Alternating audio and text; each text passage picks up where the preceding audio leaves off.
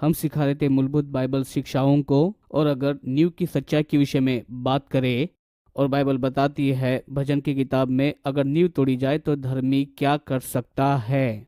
पहले हमने इसके विषय में बात की थी कि वचन तो प्रेरित है। हम ये विश्वास करते हैं कि बाइबल परमेश्वर का वचन है, या तो वचन प्रेरित है। दूसरे शब्दों में कि परमेश्वर मनुष्य को उसने प्रेरित किया, मनुष्य के हृदय में उसने उसे फूका और उन्होंने उसे लिखा। दूसरी बात यह है कि हम लोग एक सच्चे परमेश्वर पर विश्वास करते हैं जो 3 भागों में दर्शाया गया है, पिता, पुत्र और पवित्र आत्मा। और साथ ही साथ हम लोग यीशु के प्रभुत्व पर विश्वास करते हैं। हम ये विश्वास करते हैं कि वो पूर्ण परमेश्वर और पूर्ण मनुष्य है, और वो परमेश्वर दैहिक रूप में प्रकट हुआ। आज हम बात करेंगे मनुष्य के पतन और फिर उद्धार के विषय में। हम ये विश्वास करते हैं कि मनुष्य परमेश्वर की सर्वोत्तम एक रचना है, और उस स्थिति में मनुष्य तो अपने महिमावंत उस स्तर से गिर गया था, परंतु परमेश्वर ने यीशु को सीधा मनुष्य के रूप में भेजा कि हमें छुड़ाए सभी पापों से, ताकि हम लोग फिर से उसके साथ में सही संबंध में जुड़ जाए। तो आज हम उसके विषय में बात करेंगे। मैं चाहता हूँ कि आप मेरे साथ निकाले इफिसियों उसका 2 अध्याय, और हम लोग पढ़ने वाले इफिसियों 2 अध्याय के पहले 10 वचनों को। इफिसियों 2 ये कहता है, तुम जो जीवित किए गए या जिलाए गए हो, जो पापों के कारण मरे हुए थे, जिनमें तुम पहले इस संसार की रीति पर और आकाश के अधिकार के हाकिम अर्थात उस आत्मा के अनुसार चलते थे, जो अब भी आज्ञा न मानने वालों में कार्य करता है। इनमें हम भी सबके सब पहले अपने शरीर की लालसाओं में दिन बिताते थे और शरीर और मन की मनसाएं पूरी करते थे। मन और शरीर की लालसाओं को पूरा करते थे, और लोगों के समान स्वभाव ही से क्रोध की संतान थे। परंतु परमेश्वर ने जो दया का धनी है, उसने अपने बड़े प्रेम के कारण, जिससे उसने हमसे प्रेम किया जब अपराधों में मरे थे, तो फिर उसने हमें मसीह के साथ जिलाया भी। अनुग्रह ही से तुम्हारा उद्धार हुआ है, और मसीह यीशु में उसके साथ उठाया और स्वर्गीय स्थानों में उसके साथ में बिठाया। मसीह यीशु में कि वह अपनी उस कृपा से जो मसीह यीशु में हम पर है, आने वाले समय में अपने अनुग्रह का असीम धन दिखाए। क्योंकि विश्वासी के द्वारा अनुग्रह ही से तुम्हारा उद्धार हुआ है, और ये तुम्हारी ओर से नहीं, ये परमेश्वर का वरदान है। और न कर्मों के कारण ऐसा न हो कि कोई घमंड करे, क्योंकि हम उसके बनाए हुए हैं और मसीह यीशु में उन भले कामों के लिए सृजे गए हैं, जिसे परमेश्वर ने पहले से ही हमारे करने के लिए तैयार किया है। अगर हम इसकी ओर देखते हैं तो पहले वचन में कहता है कि तुम जिलाए गए जो कि पहले मरे थे, अपराधों और पापों के कारण मरे हुए थे, इसलिए हम लोग मरे हुए थे, लेकिन यीशु मसीह पर विश्वास करने के द्वारा हम लोग जिलाए गए हैं। यीशु मसीह को जानने से पहले हम लोग भटके हुए एक मनुष्य के समान जीवन को जी रहे थे। हम लोग पतन के स्तर पर थे, परंतु हमने उद्धार पाया है। वो कहता है कि वचन 2 और वचन 3 में कि जैसे समय बीता गया, हमारे उद्धार से पहले, यीशु मसीह को जानने से पहले, यीशु पर विश्वास किया, नया जन्म पाने से पहले, कि हम संसार के तरीके से कार्य करते हैं। हम तो अंधकार की शक्ति से लड़ते हैं, जो अब आगे न मानने वाले संतानों के जीवन में कार्य करती है। हमने बुरा किया क्योंकि हम बुराई से आए हैं, ये हम सच में किए हैं क्योंकि हम पापी ही थे। यही हमारा स्वभाव था, यही तो हम थे। फिर वो आगे कहता है कि हम स्वभाव से क्रोध की ही संतान थे। हम न्याय की तरफ जा रहे थे, अन्य लोग भी। फिर वो आगे ये कहता है वचन 14 में, प्रभु का धन्यवाद यीशु की दया के लिए, प्रभु के उद्धार के लिए धन्यवाद जिसने हमें बचाया। वो आगे इस प्रकार से कहता है कि वो हमसे प्रेम करता है। जब हम पाप में मरे हुए ही थे, तब उसने हमसे प्रेम किया। परमेश्वर ने अनुग्रह ही के द्वारा हमें उद्धार उपलब्ध कराया हमारे लिए। 8वें वचन में वो कहता है कि विश्वासी के द्वारा अनुग्रह से तुम्हारा उद्धार हुआ है। तो ये कहना चाहता है परमेश्वर के अनुग्रह के द्वारा उसने सभी मनुष्य के लिए उद्धार उपलब्ध कराया। यीशु मसीह जब कलवरी क्रूस पर मरा, सारे संसार के पापों के लिए उसने दाम चुकाया। उसने आदम और आदम के पश्चात के सभी के पापों का दाम चुकाया। यीशु ने उन सभी के लिए चुकाया। बाइबल हमें ये बताती है 2 कुरिन्ती उसके 5वें अध्याय में वचन 19 में कि मसीह के द्वारा उसने मेल मिलाप कराया, यानी पूरे संसार का उसने मेल मिलाप कराया, और कोई भी उसने किसी प्रकार का कोई भी दोष उन पर नहीं लगाया। उनके पापों के लिए उनके ऊपर कोई भी दोष नहीं लगाया। प्रभु का धन्यवाद कि उद्धार सभी मनुष्य के लिए उपलब्ध कराया गया। लेकिन उस उद्धार में हम लोग कैसे प्रवेश करते हैं? वो कहता है कि अनुग्रह के द्वारा विश्वास ही से तुम्हारा उद्धार हुआ है। हमने परमेश्वर के वचन को सुना और वचन के ऊपर में हमने विश्वास किया। विश्वास प्रभु के अनुग्रह पर है, तो अंततः अनुग्रह यह है कि यीशु मसीह के द्वारा उसने उसे पूरा किया और विश्वास हमारा सकारात्मक प्रत्युत्तर है परमेश्वर के अनुग्रह के लिए और सुसमाचार के लिए। तो ये कहता है कि अनुग्रह के द्वारा विश्वास ही से हमारा उद्धार हुआ है। ये तुम्हारी ओर से नहीं लेकिन परमेश्वर का वरदान है। उद्धार तुम्हारा नहीं है, विश्वास तुम्हारा नहीं है, तो अंततः परमेश्वर ने विश्वास तुम्हें उद्धार के लिए दिया है। लेकिन फिर भी विश्वास एक चुनाव है। परमेश्वर किसी पर भी जबरदस्ती नहीं करता है। जब यीशु मसीह मरकर जी उठे तब परमेश्वर ने आपको उद्धार के लिए चुना। परमेश्वर ने हमें उद्धार के लिए चुना है। हम इसे पढ़ते हैं। इसका अर्थ ये नहीं कि हमारी ये चुनाव को निकाल देता है, लेकिन हमें दूसरा पर्याय मिलता है कि परमेश्वर के अनुग्रह को प्रतिक्रिया दे। तो आज हम मनुष्य के उद्धार के लिए क्या विश्वास करते हैं? हम उत्पत्ति के लिए क्या विश्वास करते हैं? मनुष्य का पतन और पुनर्स्थापना के लिए, अनंत काल में हमारे उद्धार के विषय। पहली बात, हम ये विश्वास करते हैं कि मनुष्य परमेश्वर के स्वरूप में बनाया गया है। उत्पत्ति पहले अध्याय में जब हम सृष्टि की रचना की कहानी पढ़ते हैं, हम ये पढ़ते हैं कि परमेश्वर ने आकाश और पृथ्वी पर की सभी वस्तु को उसने बनाया। आकाश और पृथ्वी बनाने के पश्चात में परमेश्वर ने उसने एक सुंदर वाटिका को बनाया और उस वाटिका में एक मनुष्य को उसने रखा और उसकी अंतिम रचना मनुष्य था। उत्पत्ति पहला अध्याय उसका 26 और 27 वचन कहता है कि आओ हम लोग मनुष्य को अपने ही स्वरूप और समानता में बनाए और वो समुद्र की मछलियों पर अधिकार को रखे, आकाश के पक्षी और सभी जानवर पर उसका अधिकार हो और सभी रेंगने वाले प्राणियों पर जो पृथ्वी पर रेंगते हैं। तो परमेश्वर ने मनुष्य को बनाया और उसने उसे एक स्तर दिया, एक पदवी, एक स्तर अधिकार का। परमेश्वर ने मनुष्य को अपने ही स्वरूप और अपने ही समानता में बनाया और उसे अधिकार दिया। वचन 27 कहता है तब परमेश्वर ने मनुष्य को अपने स्वरूप के अनुसार उत्पन्न किया, अपने ही स्वरूप के अनुसार परमेश्वर ने उसको उत्पन्न किया, नर और नारी करके उसने बनाया। जैसे परमेश्वर की इच्छा है वैसे मनुष्य को भी उसने इच्छा दिया। जैसे कि परमेश्वर आत्मा है, परमेश्वर ने मनुष्य को आत्मा के रूप में बनाया। प्रभु की स्तुति। तो फिर हम उसके समानता में बनाए गए। तो मनुष्य परमेश्वर की सबसे उत्तम रचना थी। उसे अधिकार दिया गया, उसे शासन दिया गया। अगर बाद में इसे पढ़ते हैं तो वहां पर लिखा है कि परमेश्वर ने आदम को आशीषित किया और उसे कहा कि वो फूले फले और पृथ्वी में भर जाए और उसे अपने वश में कर ले। और फिर उसने सभी जंतु पर उसने उसे अधिकार दिया, जितने वृक्षों में बीज वाले फल होते वो दिया। और मनुष्य बहुत ही आशीषित था, उसने उसे आशीष दिया, उसने उसे अधिकार दिया और साथ ही साथ ऐसा कुछ दिया जो उसके वचन का पालन कर सके। वो एक स्वतंत्र उन्मुक्त व्यक्ति के रूप में बनाया गया था। फिर से परमेश्वर कभी भी अपनी सेवा की जबरदस्ती नहीं कराएगा। इसलिए परमेश्वर ने हमें चुनाव को दिया है कि हम लोग सुसमाचार को सुने या फिर सुसमाचार को हम लोग ठुकरा दे। मनुष्य को बहुत ही अच्छा मन दिया गया है, बुद्धि दी गई, भावनाएं दी गई, इच्छा दी गई। मनुष्य को चुनाव की शक्ति दी गई है। परमेश्वर ने मनुष्य को सिर्फ एक ही आज्ञा दी थी। जब हम उत्पत्ति दूसरे अध्याय में इसे पढ़ते हैं, वचन 15 में परमेश्वर ने कहा, भले और बुरे के ज्ञान का वृक्ष, उसका फल तू कभी न खाना, क्योंकि जिस दिन उसका तू फल खाएगा अवश्य ही मर जाएगा। उसने सिर्फ भले और बुरे के वृक्ष को ही नहीं रखा, लेकिन उसने जीवन के वृक्ष को भी रखा, वाटिका के बिल्कुल मध्य में, ताकि मनुष्य एक चुनाव कर सके। और उसने गलत चुनाव किया। उसने भले और बुरे के वृक्ष के फल को खाया और उसने पाप के लिए अपने महिमावंत ओहदे को खो दिया। आइए निकाले उत्पत्ति अध्याय 3 और हम उसके लालच और पतन के विषय में देखेंगे। उत्पत्ति अध्याय 3 में वचन 1, यहोवा परमेश्वर ने जितने बनेले पशु बनाए थे उन सब में सर्प बहुत धूर्त था।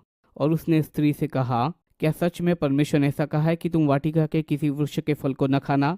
स्त्री ने सर्प से कहा, इस वाटिका के वृक्ष के फल को हम खा सकते हैं, पर जो वृक्ष वाटिका के बीच में उसके फल के विषय में परमेश्वर ने कहा है, न तो तुम उसको खाना और न तो उसको छूना, नहीं तो मर जाओगे। तो पहली बात शैतान ने क्या किया? शैतान ने परमेश्वर के वचन पर हमला किया और उसका परमेश्वर के वचन पर हमला करने का पहला उद्देश्य ये था कि मनुष्य और परमेश्वर की संगति को नाश करे और दूसरा मनुष्य की फलवंतता को नाश करे।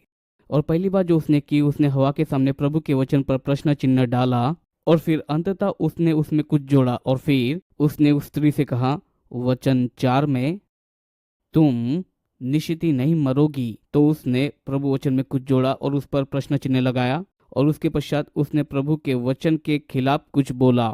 वचन 5 में वो कहता है कि परमेश्वर को पता है कि जिस दिन तुम इसे खाओगी तुम्हारी आंखें खुल जाएगी और तुम परमेश्वर के तुल्य हो जाओगी, भले और बुरे का ज्ञान तुम्हें प्राप्त होगा।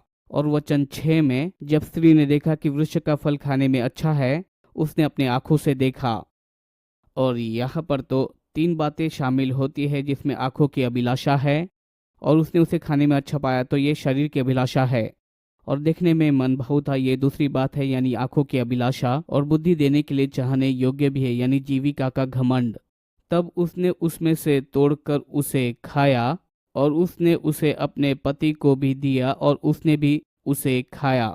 अब हमें ये पता है कि जब उन्होंने भले और बुरे के वृक्ष के फल को खाया, तो वे शारीरिक रूप से तुरंत ही नहीं मरे, लेकिन क्या प्रभावित हुआ? उनका परमेश्वर के साथ जो संबंध था, उससे वे प्रभावित हुए। परमेश्वर के साथ में उनकी संगति प्रभावित हुई। ऐसा नहीं कि परमेश्वर ने उन्हें छोड़ दिया, लेकिन उन्होंने प्रभु को नकार दिया। परमेश्वर से उन्होंने पीठ मोड़ ली। और आप देख सकते हैं कि प्रभु वाटिका में दिन के ठंडे पहर में चलते हुए आया। दरअसल हम इसे आत्मिक मृत्यु कहते हैं, और मुझे ऐसा लगता है कि वे तो आत्मिक रीति से नीचे गिर गए थे। उसके पश्चात में परमेश्वर वाटिका में आया। परमेश्वर ने तो उनके लिए बनाया था। उन्होंने अंजीर के पत्तों से अपने आप को ढाका, लेकिन परमेश्वर ने एक जानवर को मारकर उसके चमड़े से उनको वस्त्र पहनाया, और उसने उनके लिए ओढ़ना दिलाया। उसने उनके लिए एक प्रतिज्ञा बनाई, उनके लिए उपलब्ध कराया। वाटिका में से निकालने से पहले परमेश्वर ने उनको सुरक्षित कराया, और जीवन के वृक्ष के पास में स्वर्गदूत को रखा, ताकि वे जीवन के वृक्ष में से फल को न खाने पाए, ताकि पतन की दशा में सदाकाल न रहे। लेकिन मुझे ऐसा लगता है कि नए नियम के इफिसियों के 4 अध्याय में वचन 18 जो है, ये तो आत्मिक मृत्यु की एक परिभाषा है। ध्यान दीजिए, इफिसी 4 अध्याय के वचन 17 और 18 में यहाँ पर क्या लिखा है। इसलिए मैं कहता हूँ और प्रभु में ये जताए देता हूँ कि जैसे अन्य जातीय लोग अपने मन की अनर्थ की रीति पर चलते हैं, तुम अब से ऐसे न चलो, क्योंकि उनकी बुद्धि अंधेरी हो गई है, और उनकी अज्ञानता के कारण जो उनमें है, और उनके मन की कठोरता के कारण वे परमेश्वर के जीवन से अलग किए हुए हैं। वचन 18 ये आत्मिक मृत्यु का एक वचनीय भाग है कि हमारी बुद्धि अंधेरी हो गई है। उस अज्ञानता के कारण जो उनमें है, हम परमेश्वर के जीवन से अलग किए हुए हैं, हमारे बुद्धि के अंधेरे हो जाने के कारण। यही तो हुआ है। जब आदम और हवा ने पाप किया, तो वे आत्मिक रीति से नीचे गिर गए थे। पतन के पहले आदम की बुद्धि बहुत ही अच्छी थी। उसने पशु और पक्षियों के नाम रखे थे, पृथ्वी पर के सभी प्राणियों के उसने उनके नाम रखे थे। उसके पास में तो बहुत ही अच्छी एक इच्छा थी, परंतु पाप ने बड़े ही नकारात्मक तरीके से उन पर प्रभाव डाला, और प्रभु के साथ में उसके संबंध पर इसका असर हुआ। जब आदम ने वाटिका में पाप किया, और हवा ने जब अपने अधिकार को खो दिया, अपने शासन को खो दिया, अपनी मासूमियत खो दी, पतन ने उनके लिए द्वार खोल दिए थे पाप, दुख और बीमारी के लिए, और मनुष्य जाति पर मृत्यु को भी लाया। और मुझे ऐसा लगता है कि आदम और हवा ने वाटिका में पाप नहीं किया होता, तो शायद कोई भी बीमारी नहीं होती, और शायद कोई भी गरीबी ना होती। इसमें सभी बातें शामिल होती है। अकेलापन न होता, बीमारी, गरीबी, अकेलापन और भय, ये सभी मनुष्य के पतन का ही परिणाम है जो वाटिका में हुआ। और जब हम लोग बाइबल का अध्ययन करते हैं, बाइबल हमें बताती है कि सभी ने पाप किया। सबसे पहले स्वभावी के द्वारा, रोमियो 5वां अध्याय उसका 12 वचन कहता है, ये कहता है कि इसलिए जैसा एक मनुष्य के द्वारा पाप जगत में आया, पाप के द्वारा मृत्यु आई, हमने अनुभव के द्वारा ही पाप को नहीं जाना। बाइबल ये कहती है रोमियो 3 उसके वचन 23 में, इसलिए कि हम सब ने पाप किया और परमेश्वर की महिमा से हम रहित हैं। रोमियो 6:23 ये कहता है कि पाप की मजदूरी मृत्यु है। ये एक ऐसी बात है जिसके लिए आप काम करते हो, मजदूरी। वो कहता है परंतु परमेश्वर का वरदान हमारे प्रभु यीशु मसीह में अनंत जीवन है। सब ने पाप किया, हमने भी अनुभव से पाप किया, लेकिन फिर भी हम स्वभाव ही से पापी है। कोई भी बच्चे को पाप कैसे किया जाता है सिखाता नहीं है।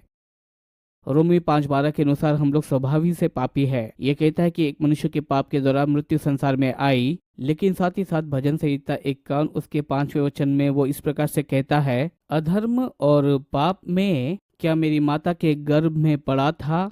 तो हम लोग स्वभाव से और अनुभव से दोनों के द्वारा हम लोग पापी ही थे।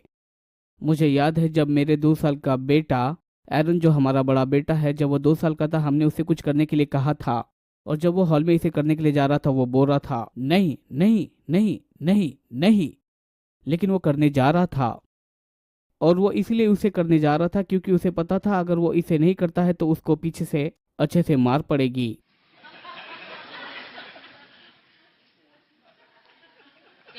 तो उसे पता था कि अगर वो नहीं करता है तो वो मुश्किल में पड़ेगा। तो वो कह रहा था कि मैं कर रहा हूं लेकिन अपनी इच्छा से नहीं। देखिए, बाइबल कहती है कि लड़के के मन में मूर्खता बंधी रहती है, परंतु छड़ी की ताड़ना से वह उससे दूर की जाती है। बच्चों को सिखाना नहीं पड़ता कि कैसे पाप करे, उन्हें सिखाना नहीं पड़ता कि कैसे ना बोले, और उन्हें सिखाना नहीं पड़ता कि कैसे बलवा करे। वे खुद ही इन सभी बातों को सीख जाते हैं। मुझे याद है जब किटकासन में मैं पास्टर था, हम लोग एक साधारण से घर में रहा करते थे और मैं झूले पर बैठकर बच्चों को यीशु मसीह के बारे में बताता था और उन्हें पूछता था कि क्या कभी उन्होंने पाप किया, क्या कभी माँ बाप से झूठ बोला, हाँ, कभी बहन से झगड़ा किया, हाँ, और यही तो पाप है इसलिए उद्धार पाओ, बस इतना। तो वे प्रार्थना करते थे, आमीन, यीशु को पालो। अब तो जानते हैं बच्चे भोले होते हैं, अपनी माँ से झूठ बोला, हाँ मैंने झूठ बोला, और बहन से भी झगड़ा किया और यही तो पाप है। ठीक है, तो हम सभी ने पाप किया, हमने स्वाभाविक रूप से भी पाप किया और हमने पाप किया अनुभव के द्वारा भी। तो पाप ने वैश्विक तौर पर मनुष्य जाति के ऊपर में प्रभाव डाला। रोमियो में जहाँ पर हमने धार्मिकता के प्रकाशन के विषय सीखा, रोमियो पहला अध्याय इसके विषय में बताता है अन्य जातियों को धार्मिकता की आवश्यकता है। रोमियो दूसरा अध्याय बताता है कि यहूदियों को और धार्मिक व्यक्तियों को धार्मिकता की आवश्यकता है। साधारणतः रोमियो पहला अध्याय बताता है कि अन्य जाति संसार और ये गलत शिक्षा, मूर्ति पूजा और लालच हर प्रकार के पाप में बन चुका है। और रोमी दूसरा अध्याय बताता है कि धर्मी समाज ये नियमों में बंध चुका है। वे नियमों पर घमंड करते हैं लेकिन नियम को तोड़कर वो परमेश्वर का अपमान करते हैं। रोमी तीसरा अध्याय कहता है सभी को परमेश्वर की आवश्यकता है। हम सभी ने पाप किया और वे इस बात को बोलते हैं। अगर हम लोग जाते हैं अध्याय 3 में, अगर हम इसे पढ़ते हैं वचन 9 से लेकर वचन 20 तक, क्या हम उनसे अच्छे हैं? ये यहूदी और अन्य जाति के विषय में पूछ रहा था। नहीं, ये तो बिल्कुल भी संभव नहीं है। हमने इसे साबित कर दिया रोमी 1 और दूसरे अध्याय में। दोनों ही यहूदी और अन्य जाति ये दोनों ही पाप के प्रभाव में है। जैसा लिखा है कि कोई भी धर्मी नहीं, एक भी नहीं। परमेश्वर ने जो उद्धार आपको अनुग्रह से दिया है, आप उससे अलग होकर कुछ भी अच्छा नहीं कर सकते हैं। आप अच्छा नहीं हो सकते। कोई भी धर्मी नहीं है, कोई भी नहीं, कोई भी नहीं जो समझ सकता है, कोई भी नहीं है जो परमेश्वर को खोजता है।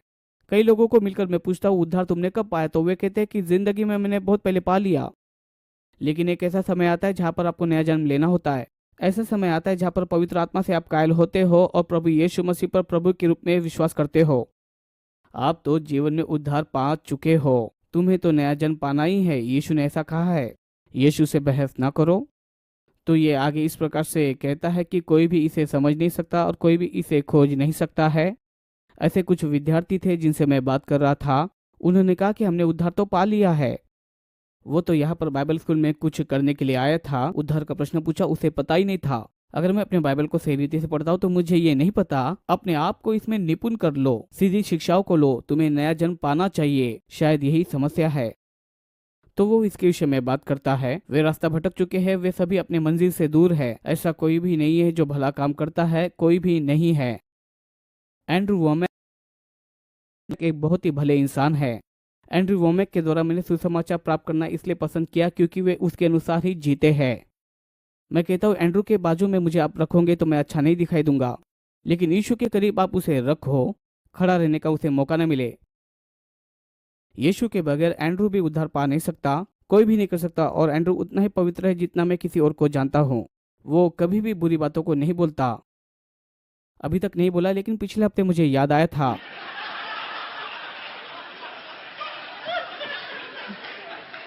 और कई घंटों तक मैंने इसके ऊपर में प्रचार करते हुए अपने आप को देखा। प्रभु की महिमा। धन्यवाद हो कि मेरे कार्यों के द्वारा मैंने उद्धार नहीं पाया।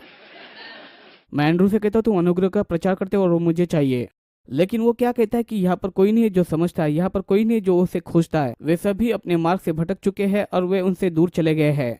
ऐसा कोई भी नहीं जो भले कामों को करता है। कोई भी अपने अच्छे कार्यों से उद्धार नहीं प्राप्त कर सकता। यही तो वो कहता है। उनका गला खुली हुई कब्र है, उन्होंने अपनी जीभों से छल किया है, उनके होठों में सांपों का विष है और उनका मुंह श्राप और कड़वाहट से भरा है। उनके पांव लहू बहाने के फुर्तीले है, उनके मार्गों में नाश और क्लेश है, उन्होंने कुशल का मार्ग नहीं जाना। उनकी आंखों के सामने परमेश्वर का भय नहीं। हम जानते हैं कि व्यवस्था जो कुछ कहती है उन्हीं से कहती है। यह कहता है जो व्यवस्था के अधीन है, इसलिए कि हर एक मुंह बंद किया जाए। वो ये कहता है कि व्यवस्था तो दी गई थी स्वधर्मी लोगों के लिए, जो इस बात का बहाना बनाते थे ये बताने के लिए कि वे भले हैं, ताकि हर एक मुंह बंद किया जाए। अगर आप व्यवस्था लेते हैं तो आप लोगों को बता सकते हैं कि वे पाप में है और सारा संसार परमेश्वर के दंड के योग्य ठहरे, क्योंकि व्यवस्था के कामों से कोई प्राणी उसके सामने धर्मी नहीं ठहरेगा, इसलिए कि व्यवस्था के द्वारा पाप की पहचान होती है। जब इन धर्मी लोगों के द्वारा यीशु को प्रश्न पूछे जा रहे थे, वे उसे जाल में फंसाना चाहते थे, इसलिए यूहन्ना अध्याय 8 में वे ऐसे स्त्री को लेकर आते हैं जो कि व्यभिचार में पकड़ी गई थी। वे तो वेश्यालय में जाकर उसे वहां पर बाहर खींच लेकर आए थे। अभी तक चल रहा था तब उनको परवाह नहीं थी, लेकिन यीशु को फंसाने के लिए वे इन सभी बातों को कर रहे थे। उन्होंने कहा, मूसा की व्यवस्था के अनुसार व्यभिचार करने वालों को पत्थरवाह किया जाता है। यीशु ने कहा, तुम में ऐसा कोई है जिसने पाप नहीं किया है, वह पहले इसे पत्थर मारे। और वह जमीन पर झुककर कुछ लिखने लगा और वहां पर छोटे से लेकर बड़ा हर कोई चला गया। लेकिन व्यवस्था जो कि पाप को पहचान देती है, वे सभी जानते थे कि वे सभी पापी है, लेकिन इस स्त्री के न्याय के लिए वे वहां पर खड़े नहीं रह सके। जितने वहां पर खड़े थे, हम सभी अपने आप को वहां पर पाते थे। हम अपने आप को उस स्त्री की जगह पर या फिर अपने आप को उन धार्मिक लोगों की जगह पर रख सकते हैं। अगर उस स्त्री का न्याय करते हैं तो यीशु को छोड़कर हम सभी पापी ही थे और हमें उद्धारक चाहिए। तो परमेश्वर ने यीशु को भेजा बचाने के लिए। पाप ने नकारात्मक रूप से मनुष्य जाति पर प्रभाव डाला। यही तो वो कहता है कि पाप ने तो वैश्विक स्तर पर पूरे संसार पर प्रभाव डाला, और पाप के कारण जो मनुष्य ने अपनी महिमावंत स्तर को खो दिया था और हम सभी ने पाप किया, स्वाभाविक या अनुभव के तौर पर, और इसका असर पूरे मनुष्य जाति पर हुआ। परमेश्वर ने यीशु को मनुष्य जाति की पुनर्स्थापना के लिए भेजा ताकि हम उद्धार को पाए। सच में बाइबल एक किताब है जो मनुष्य की आवश्यकता बताती है, और संपूर्ण पुराना नियम ये इस बात को बताता है कि मनुष्य परमेश्वर के बगैर अपने आप को बचा नहीं सकता है। और ये आरंभ हुआ था, मनुष्य परमेश्वर के स्वरूप में बनाया गया था, बहुत ही अच्छा। परमेश्वर का मनुष्य को बनाने के पश्चात में आदम और हवा के पतन में समय नहीं लगा, और जब वे असफल हुए तो परमेश्वर ने एक प्रतिज्ञा की। परमेश्वर ने उनके लिए प्रबंध कराया, परमेश्वर ने उनके लिए सुरक्षा दी, और फिर मनुष्य अपने भले और बुरे के ज्ञान के द्वारा जीवन जीने लगा। और इसमें समय नहीं लगा कि जब वे अपने भले और बुरे के ज्ञान के द्वारा जीवन को जीने लगे, लेकिन फिर अध्याय 6 में जब परमेश्वर आए और उसने आकर इस बात को देखा, संपूर्ण संसार और मनुष्य के जो विचार थे वे सिर्फ बुरे ही थे। मनुष्य अपनी चेतनाओं के द्वारा और भले और बुरे के ज्ञान के द्वारा जीवन जीने लगा, तो वह असफल रहा अपने भोलेपन में भी, फिर अपनी चेतना में भी असफल रहा। फिर परमेश्वर ने नूह को भेजा और उसे उसने बचाया। नूह ने परमेश्वर की दृष्टि में अनुग्रह को पाया, परंतु मनुष्य अपनी चेतना में असफल रहा। संसार चलाने के लिए परमेश्वर ने नूह को आज्ञा दी, जो कोई मनुष्य का लहू बहाएगा उसका भी लहू बहाया जाएगा। वहां एक प्रतिज्ञा की गई थी, लेकिन नूह का जो एक पोता था निम्रोद ने उठकर बेबीलोन शहर बनाया, और बाबिल शहर में मनुष्य एक साथ मिलकर स्वर्ग तक पहुंचना चाहता था। गुम्बद बनाकर अपने तरीकों से परमेश्वर तक पहुंचना चाहता था, अपने तरीके से ही। इस गुम्बद के तले में भिन्न भिन्न प्रकार के दुष्टात्माओं की नींवें थी, और सबसे ऊपर वहां पर राशि थी। और ऐसी स्थिति में परमेश्वर वहां पर उतर आया और सब कुछ उसने खत्म किया और मनुष्य को तितर बितर कर दिया। ऐसी स्थिति में परमेश्वर ने वहां पर अब्राम को बुलाया और मनुष्य जाति से उसने एक प्रतिज्ञा की। मनुष्य अपने मासूमियत और अपनी चेतना में असफल हुआ, खुद को संभालने की योग्यता में मनुष्य असफल हुआ। मैं प्रभु को धन्यवाद देता हूँ संयुक्त राष्ट्र अमेरिका की सरकार के लिए। प्रभु को धन्यवाद हो हमारे पास में जो लोकतंत्र है, हमारे इस देश में, हमारे देश के आजादी के लिए धन्यवाद। परंतु इस संसार की सरकार कभी बचा नहीं पाएगी हमारे पास की समस्याओं से। इस संसार को सिर्फ यीशु ही, जो समस्या हमारे पास है, हमें उसे बचा सकता है। मनुष्य अपने आप को संभालने की योग्यता में असफल हुआ, और उन सभी के बीच में परमेश्वर ने अब्राहम की परिवार को बुलाया और उसने उससे कहा, और सुन लो, जो कोई तुम्हें श्राप दे वह श्रापित होगा, जो कोई तुम्हें आशीष दे वह आशीषित होगा, और इस संसार के सभी कुटुंब तुमसे आशीषित होंगे। अब्राहम के जीवन को देखकर ही पता चल सकता है कि मनुष्य का जीवन एक मुर्गी के समान ही था। उसने परदेसी राजा से झूठ कहा और अपनी पत्नी को अपनी बहन उसे बताया। अब्राहम ने परमेश्वर को असफल किया। इसहाक के पुत्र ने परमेश्वर को असफल किया। याकूब को धोखेबाज कहा गया, उसने भी परमेश्वर को असफल किया। उसका नाम इजराइल के रूप में बदला गया था। प्रभु और मनुष्य के साथ तुम्हारे साथ सामर्थ है।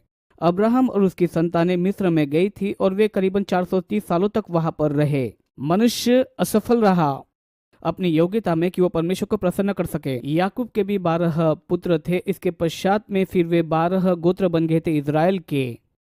वे बहुत ही बुरी रीति से असफल हुए। वे मिस्र में बंधन में थे। उन्होंने पुकारा और परमेश्वर ने मूसा को भेजा। मूसा उन्हें बचाने के लिए और उन्हें व्यवस्था देने के लिए आया। अगर तुम मेरी वाचा और मेरी व्यवस्था को मानते हो तो मैं तुम्हें आशीष दूंगा, अगर नहीं मानते हो तो तुम श्रापित होंगे। इज़राइल के 12 गोत्रों ने कहा कि हाँ, हम इसे करेंगे, ये तो बहुत ही अच्छी बात है। उन्हें शायद थोड़ा पता था कि वे इसे नहीं कर पाएंगे। वे आत्मिक तौर से इस बात को करने में सक्षम नहीं थे उनके पाप के कारण। तो उन्होंने व्यवस्था के तहत इसे असफल किया। तो मनुष्य अपनी मासूमियत और अपनी चेतना में असफल हुआ, और वो असफल हुआ अपने भले और बुरे के ज्ञान के द्वारा प्रसन्न करने में। वो सिर्फ अपनी चेतना में ही असफल नहीं हुआ, लेकिन वो असफल हुआ अपने आप को संभालने में नूह के दिन से। वह अब्राहम के दिनों में परिवार में असफल हुआ, फिर वो मूसा के दिनों में असफल हुआ।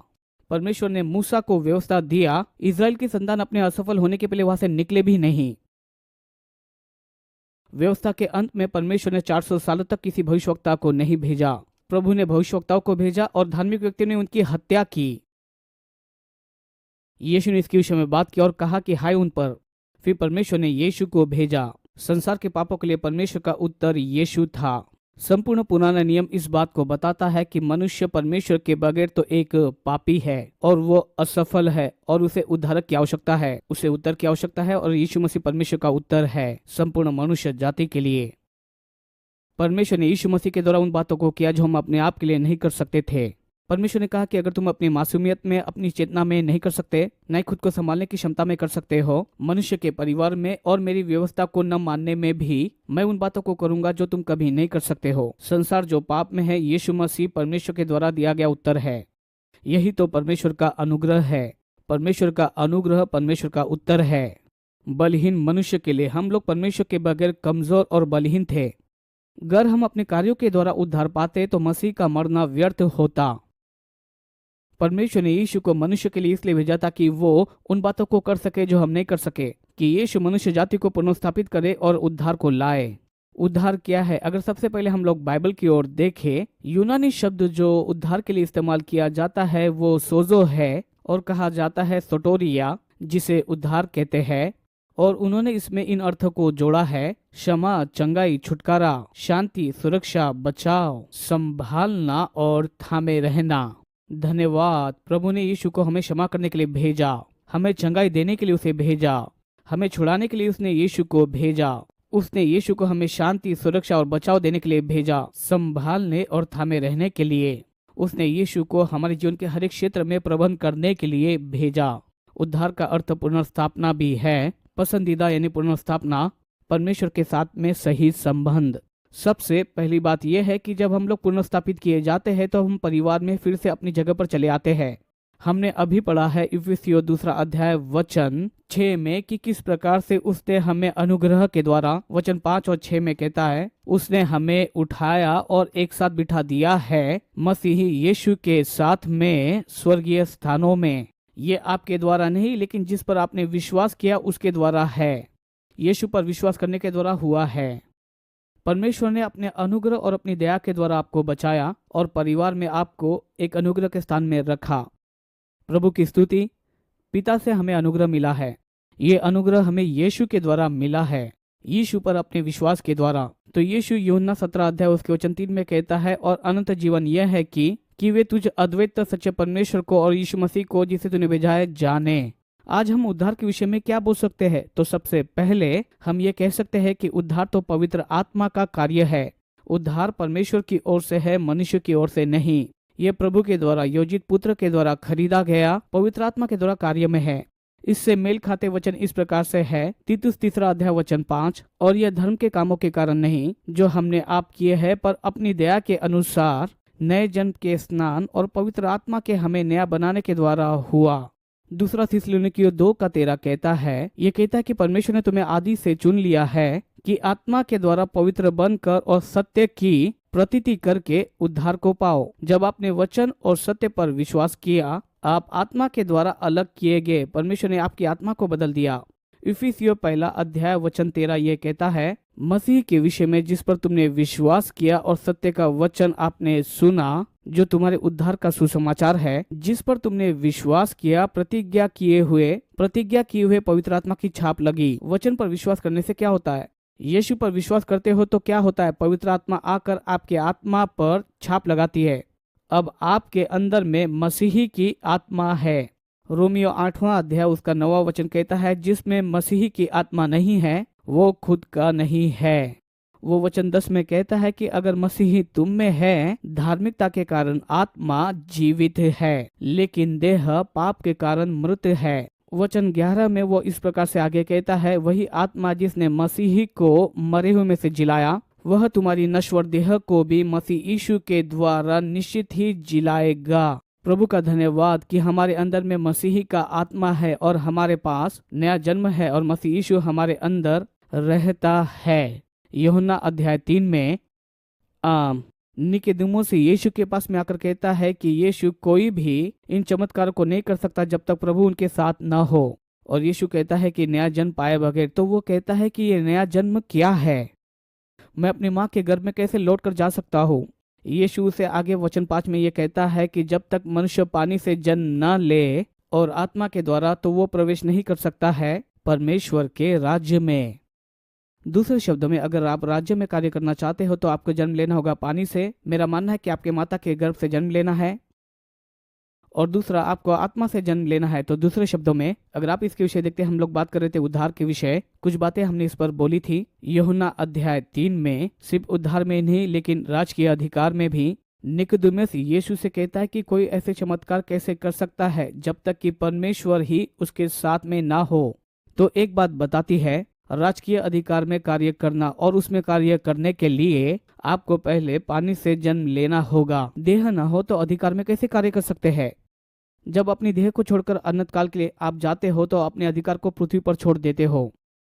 अगर प्रभु अपने कार्य को पृथ्वी पर करता है तो वो मनुष्य के द्वारा करता है, क्योंकि उसने मनुष्य को इस पृथ्वी पर अधिकार दिया है। और फिर आत्मा के द्वारा जन्म, आप में परमेश्वर की आत्मा की सामर्थ होना आवश्यक है, ना तो बल से ना तो शक्ति से, लेकिन परमेश्वर की आत्मा के द्वारा होता है। तो ये अलग बात है जिसके विषय बात कर रहे हैं। दूसरी बात यह है कि आप स्वर्ग में कैसे जाते हैं, प्रभु के साथ अनंत काल कैसे बिताते हैं। सबसे पहले वचन के पानी से शुद्ध होकर, वचन के पानी के द्वारा शुद्ध होकर, और फिर आत्मा के द्वारा जन्म लेकर। ये आत्मा है जो वचन के साथ में मिलकर कार्य करती है और फिर आपको उद्धार में लाती है।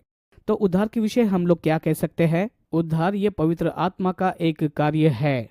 दूसरी बात जो हम लोग उद्धार के विषय में कह सकते हैं कि उद्धार सिर्फ मसीही के द्वारा ही है। प्रेरित 4 अध्याय उसके वचन 12 में कहता है, यीशु मसीह के नाम के विषय ये कहता है कि उद्धार तो और किसी नाम में नहीं है, क्योंकि स्वर्ग के नीचे मनुष्य में और कोई दूसरा नाम नहीं जिसके द्वारा हम उद्धार पा सके। यीशु ही एकमात्र मार्ग है उद्धार पाने के लिए, यीशु मसीह के नाम पर विश्वास करने के द्वारा। यूहन्ना 14 अध्याय वचन 6 ये कहता है कि मैं ही मार्ग हूँ, मैं ही सत्य और जीवन हूँ, मेरे बगैर कोई भी पिता के पास में नहीं जा सकता है। यीशु और बाकी सब मनुष्य के बीच में जो अंतर है वो ये है कि यीशु परमेश्वर था मनुष्य का रूप धारण करके, और उसने कोई भी पाप नहीं किया। आमीन। सिर्फ एकमात्र ही उद्धारक है, वो है यीशु मसीह। स्वर्ग जाने के लिए और कोई मार्ग नहीं है, एक ही मार्ग है, वो है यीशु मसीह के नाम पर विश्वास करने के द्वारा। मैं इसी कमरे में इसका प्रचार कर रहा था, हमारा चर्च होता था और बिल्कुल नया परिवार वहां पर बैठा था। जब मैंने इसका प्रचार किया तो वे खड़े हो गए और बाहर जाने लगे। पीछे की पंक्ति का व्यक्ति ये बोल रहा था, अगर वहां पर कंक्रीट की जमीन होती थी पूरा परिवार उसमें हो जाता। और जब वे जा रहे थे तो मैंने इस प्रकार से ये बातें कही। मुझे लगा कि अगर यीशु के विषय में इन बातों को बोलकर आपको क्रोध आता है तो आप इसके विषय में क्रोधित हो जाए। मैंने कहा, जाने से पहले मैं आपको ऐसी कुछ बातें बताऊंगा जिसके विषय में आपको गंभीरता से सोचना है। और मैंने कहा कि वही एकमात्र था जो कि परमेश्वर था और मनुष्य बना, जो एक कुंवारी से जन्मा था, जिसने पाप रहित और शुद्ध और एक पवित्र जीवन जिया, क्रूस पर मरा और तीसरे दिन फिर से देह के साथ में जीवित हो उठा। यीशु मसीह ही एकमात्र उद्धारक है इस संसार के लिए, और कोई मनुष्य नहीं जो आपको बचा सकता है। मोहम्मद और बुद्ध आपको बचा नहीं सकता है, वे सिर्फ मनुष्य थे। एक तो बुद्धि के द्वारा बातें पाना चाहता था और दूसरा तो बल के द्वारा, लेकिन वो तो मनुष्य है, वो पापी है, उन्हें उद्धार की आवश्यकता है। बुद्ध ने 8 सत्य के बातों को बताया था। उसने कहा कि अगर एक दिन में इन सभी बातों को करो तो वो सबसे अच्छा मनुष्य होगा।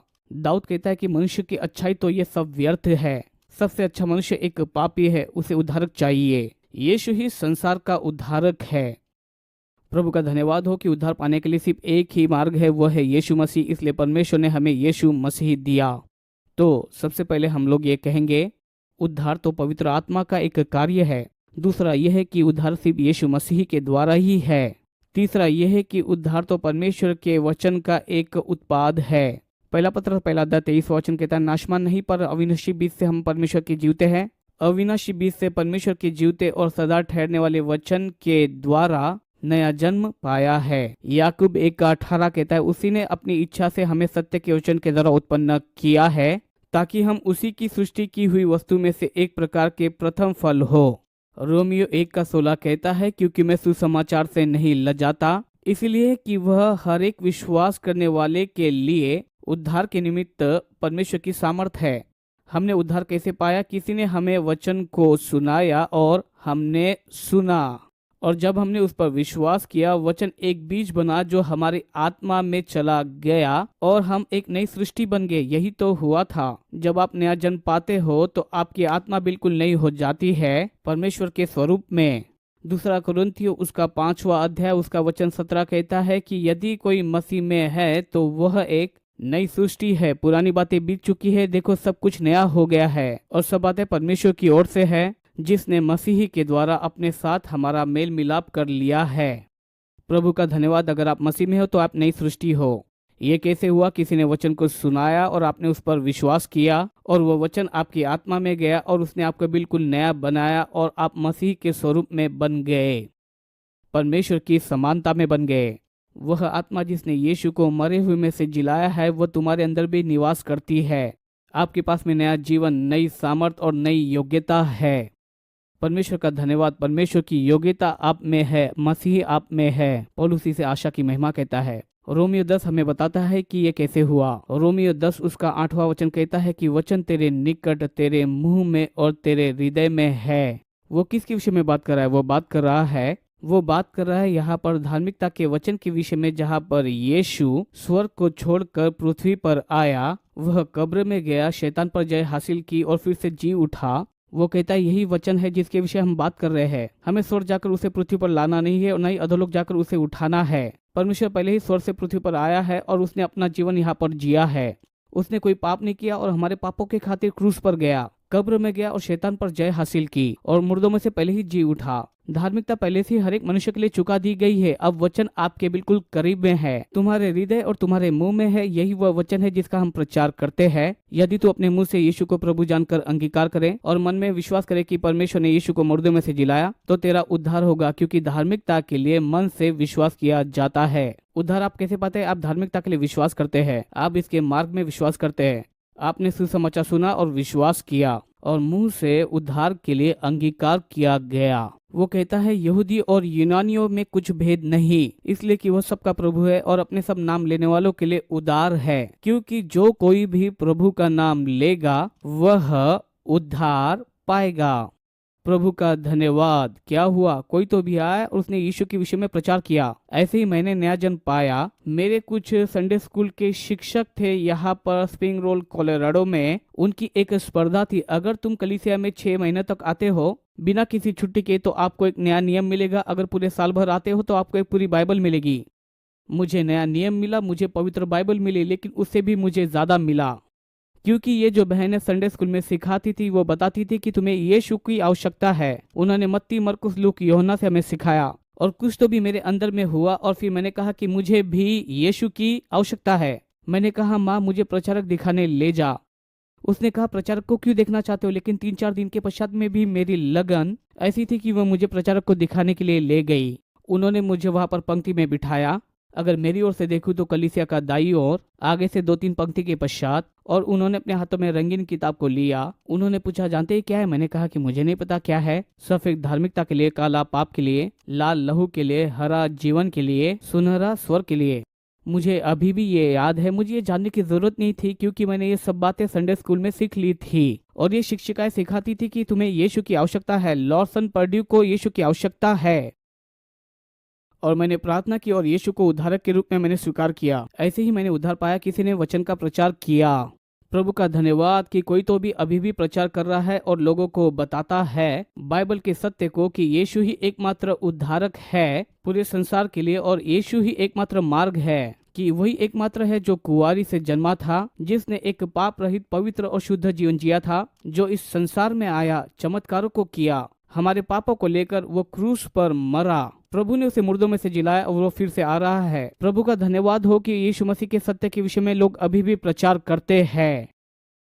अगर आप प्रचार करना चाहते हैं तो वचन का प्रचार करें, सत्य का प्रचार करें। ये वो सत्य है जो उनको आजाद करेगा, वो उन्हें स्वतंत्र करेगा और उन्हें लेकर आएगा मसीह के द्वारा प्रभु के साथ में संबंध बनाने के लिए। हमने वचन को सुनकर और विश्वास करने के द्वारा उद्धार पाया। प्रेरित 13:26 कहता है, तुम्हारे पास इस उद्धार का वचन भेजा गया है। दूसरा तीमुथियुस 3:15 में पौलुस ने तीमुथियुस से कहा कि पवित्र शास्त्र के वचनों पर वह मन लगाए जो उद्धार के लिए बुद्धिमान करता है। हमने पहले से 2 कुरिन्थियों 5:17 बताया है। तो हम उद्धार के विषय में क्या कह सकते हैं? तो हम कह सकते हैं कि ये पवित्र आत्मा का कार्य है। दूसरा कह सकते हैं कि ये सिर्फ मसीह के द्वारा हो सकता है। तीसरा यह कि परमेश्वर के वचन का उत्पाद है। परंतु हम कह सकते हैं नंबर 4 की उद्धार तो अनुग्रह के द्वारा दिया गया है, लेकिन पाया जाता है विश्वास से। इफिसियों 2:8 ये कहता है, विश्वास ही के द्वारा अनुग्रह से तुम्हारा उद्धार हुआ है, ये तुम्हारी ओर से नहीं, लेकिन ये तो परमेश्वर का वरदान है। तीतुस 2 उसका वचन 11 ये कहता है कि परमेश्वर का अनुग्रह जो उद्धार लाता है, जो सभी मनुष्य के लिए उपलब्ध है। यूहन्ना 1 वचन 14 ये कहता है कि वचन देहधारी हुआ और हमारे बीच में निवास किया और हमने उसकी महिमा को देखा, ऐसी महिमा जो पिता के एक लौते की होती है, पूर्ण अनुग्रह और सत्य से भरा हुआ। आगे यूहन्ना 1 वचन 16 में कहता है, वो कहता है उसी की परिपूर्णता से हम सब ने प्राप्त किया है अनुग्रह पर अनुग्रह। मेरे उद्धार के पश्चात अनुग्रह नहीं रुका। आमीन। धन्यवाद हो कि जब मैंने पवित्र आत्मा में बपतिस्मा पाया तब अनुग्रह नहीं रुका। धन्यवाद जब मैंने वचन का प्रचार शुरू किया तब अनुग्रह नहीं रुका। धन्यवाद हो जब मैं कलीसिया का पासबान बना तब अनुग्रह नहीं रुका। प्रभु का धन्यवाद हो कि अनुग्रह नहीं रुका। परमेश्वर का अनुग्रह, बाइबल हमें बताती है कि हमें हमारे प्रभु यीशु मसीह के अनुग्रह की बुद्धि और ज्ञान में बढ़ने की आवश्यकता है। जिस प्रकार से आज हमने बाइबल में पढ़ा था, इफिसियों 2 उसके वचन 7 में, परमेश्वर ने हमें इसीलिए बचाया है ताकि वो हमें उसके आने वाले बहुतायत के अनुग्रह को दिखा सके। तो अनुग्रह क्या है? अनुग्रह जो परमेश्वर ने हमारे लिए किया है यीशु मसीह के द्वारा होकर, जब वो मरा और फिर से जीवित हो उठा। अनुग्रह ये नहीं कि हमने क्या किया, लेकिन जो उसने किया उसके विषय में है। प्रभु का धन्यवाद। और उसने जो किया है इसके कारण हमने उद्धार पाया है। हमने सुना कि उसने क्या किया था। हमने यीशु के विषय में सुना और विश्वास किया। यीशु के विषय में जब हमने सुना और उस पर विश्वास किया, हमने नया जन्म पाया, हम नई सृष्टि बन गए और हमने उद्धार पाया। प्रभु का धन्यवाद। हमारे जीवन बदल गए और वे फिर से वैसे ही नहीं रहे। प्रभु का धन्यवाद परमेश्वर के अनुग्रह के लिए। आमीन। ये परमेश्वर का अनुग्रह है जो परमेश्वर ने हमें यीशु के द्वारा प्रकट किया। परमेश्वर के अनुग्रह ने हमें उद्धार दिया। कुछ बड़े प्रचारक ने हाल ही में उसके विरुद्ध में आकर, जो कि इन दिनों में अनुग्रह का प्रचार करते हैं, बोला जो उच्चतम अनुग्रह के विषय में बताता है। मैं आपको बताना चाहता हूँ, उच्चतम अनुग्रह का जो संदेश है वो तो यीशु के विषय है। यीशु ही परमेश्वर का अनुग्रह है। मैंने बोला शायद वो मेरे विषय बोल रहा है क्योंकि मैं अनुग्रह का प्रचार करता हूँ। प्रभु के अनुग्रह के लिए धन्यवाद। अगर अनुग्रह नहीं होता मैं यहाँ पर नहीं होता। आमीन। और अगर अनुग्रह नहीं होता और शायद वो भी यहाँ पर नहीं होता, मुझे यकीन है अगर वो आईने में देखे तो वो लोगों की ओर दौड़ा चला जाएगा, क्योंकि उसे भी अनुग्रह की आवश्यकता है जो मुझे चाहिए। प्रभु के अनुग्रह के लिए धन्यवाद। आमीन। तो हमने अनुग्रह से उद्धार पाया है। आमीन। धन्यवाद। मारे जाने, गाड़े जाने और पुनरुत्थान के द्वारा उसने अनुग्रह उपलब्ध कराया और हमने संदेश को सुना और हमने विश्वास किया। उस संदेश पर की विश्वास किया है। परमेश्वर के अनुग्रह के प्रति हमारी सकारात्मक प्रतिक्रिया। तो मेरा निष्कर्ष ये है कि सभी को उद्धार की आवश्यकता है। उद्धार सभी मनुष्य के लिए उपलब्ध कराया गया है। यीशु के द्वारा उसने किसी को भी नहीं रख छोड़ा। यीशु ने कहा, अगर मैं पृथ्वी से उठाया जाता हूँ, मैं सभी मनुष्यों को अपनी ओर खींचूंगा, संपूर्ण न्याय मेरी ओर ले लूंगा। प्रभु का धन्यवाद। यीशु जब कलवरी क्रूस पर मरा तो संपूर्ण संसार का दंड अपने ऊपर ले लिया। तीसरी बात हम कह सकते हैं कि हर एक मनुष्य का यह चुनाव है कि वो उद्धार को पाए या फिर उसे नकारे, जो मसीह यीशु के द्वारा हमें उपलब्ध कराया गया। परमेश्वर आपको अनंत काल के लिए रोबोट नहीं बनाएगा। प्रभु ने आपको चुनाव दिया है कि आप प्रभु के अनुग्रह को प्राप्त करें या उसे नकार दे।